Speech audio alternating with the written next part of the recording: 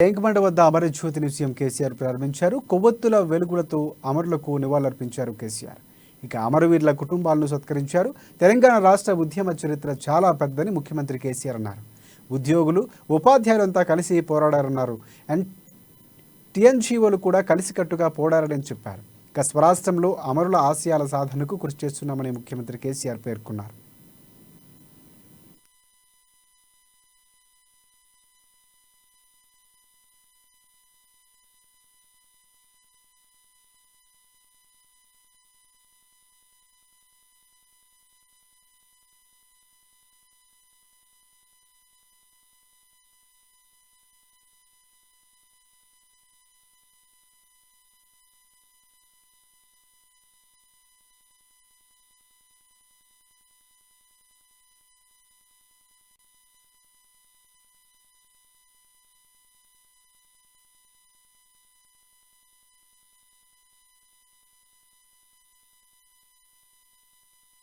అనేక కుట్రకోణాలు దాగి ఉండి అమాయకులైనటువంటి ఆనాటి తెలంగాణ రాజకీయ నాయకత్వం, ప్రజలు ఏదో మంచి జరుగుతుందనే ఆశతో మరికొందరు మనం బలైపోవడం జరిగింది.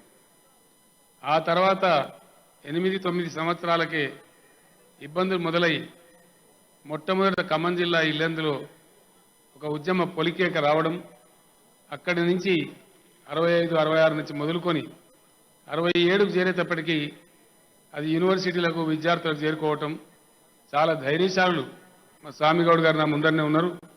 చాలా ధైర్యంగా 58 ఏళ్ల సమైక్య రాష్ట్రంలో కూడా తమ అస్తిత్వాన్ని కోల్పోకుండా టీఎన్జీఓ అనే పేరుతో కొనసాగినటువంటి టీఎన్జీఓలు, ఉద్యోగులు, ఉపాధ్యాయులు అందరూ కూడా ఈ ఉద్యమంలో ఆశాంతం ఉన్నారు. తలుచుకోవడానికి ఎన్నో పేర్లు, ఎన్నో రకాల కేసులు, ఎన్నో రకాల వేధింపులు, భయంకరమైన పీడీ యాక్ట్లు, ఉద్యోగాల బర్తరఫ్లు అనుభవించని బాధలే తెలంగాణ. చాలా చాలా రకాలుగా ఆనాటి టీఎన్జీఓ నేత ఆమోస్ను మీసా యాక్ట్ కింద పెట్టి రకరకాల పద్ధతులలో ఉద్యోగాలు తీసేస్తే బద్రీ విశాల్ పిట్టి అనే ఒక వ్యాపారవేత్త బకెట్లు పట్టుకొని బేగం బజార్లో దుకాణదారుల దగ్గర డబ్బులు వసూలు చేసి ప్రభుత్వం జీతాలు ఇవ్వకపోతే వాళ్ళ జీతాలు ఇచ్చి కుటుంబాలను కూడా ఆదుకొని అంత మహత్తరమైన పోరాటాన్ని మన టీఎన్జీఓలు కూడా జరిపినారు, మన ఉద్యోగ సోదరులు కూడా జరిపినారు. అదే పద్ధతిలో